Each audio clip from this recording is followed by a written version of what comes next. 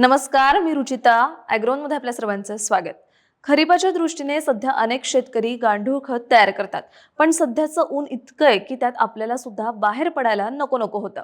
मग गांडूळ खत तर आणखीन संवेदनशील, कारण गांडुळांना जास्त तापमान सहन होत नाही. त्यामुळे ते मरू शकतात किंवा बेड सोडून बाहेर पडू शकतात. त्यामुळे उन्हाळ्यात गांडुळाची काळजी कशी घ्यायची हेच आपण आजच्या व्हिडिओमधून जाणून घेणार आहोत.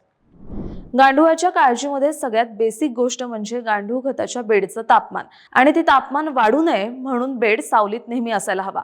एकतर तो झाडाखाली असला पाहिजे किंवा त्याच्यावर शेडनेट, गोणपाट किंवा नारळाच्या झावळ्या किंवा अगदी पेंड्याचं आच्छादन करायचंय. यामुळे बेडचं तापमान कमी राहण्यासाठी मदत होते. आता तापमान कमी का ठेवायचं, तर बेडमधला ओलावा टिकण्यासाठी. त्यामुळे ही दुसरी आणि अत्यंत महत्त्वाची गोष्ट आहे.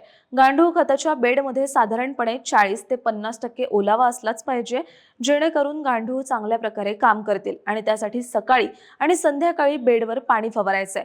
पण यामध्ये एक काळजी घ्यायची आहे, ते म्हणजे बेड पूर्ण भिजवायचा पण नाहीये आणि सुकून पण द्यायचा नाहीये. यानंतर तिसरी गोष्ट येते, ते म्हणजे गांडूळ खताच्या बेडभोवती गारवा असणं. त्यासाठी बेडच्या आजूबाजूला पाणी मारत राहायचंय. खूप उष्णता असेल तर बेडवर ओलसर गोणपाट टाकायचाय. गरजेनुसार बेडवर बर्फाचे तुकडे किंवा पाण्याच्या बाटल्यांना छिद्र पाडून ठेवायच्यात. त्यामुळे थेंब थेंब करत बेडमध्ये पाणी शिरपत राहील, तसंच बेडचंही तापमान कमी राहील. ही तर झाली बेडमध्ये गारवा, ओलावा टिकवण्याची माहिती. पण हे करताना एक गोष्ट लक्षात ठेवायची, ती म्हणजे बेडमध्ये पाणी देताना पाणी साचणार नाही याची. अन्यथा बेडमधील गांडूळ गुदमरून मरू शकतात. तसंच बेडच्या खालच्या भागातही पाण्याचा चांगला निचरा व्हायला हवा. यानंतर आणखी एक मुद्दा येतो, तो म्हणजे आपण गांडूळ खतासाठी जे शेण वापरतो ते एकदम ताजं वापरायचं नाहीये. कारण ताज्या शेणात उष्णता खूप असते. त्यामुळे बेडची उष्णता वाढते आणि गांडूळ मरतात. त्यामुळे गांडूळ खतासाठी नेहमी 15 ते 20 दिवस जुनं साठवलेलं अर्धवट कुजलेलं शेण वापरायचंय.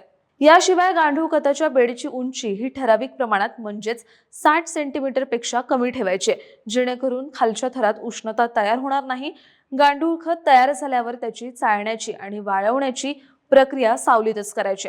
गांडुळाचे अंडीपुंज आणि गांडूळ गोळा करून त्यांना पुन्हा बेडमध्ये टाकायचे आणि बेडमधला ओलावा पुन्हा टिकवायचा.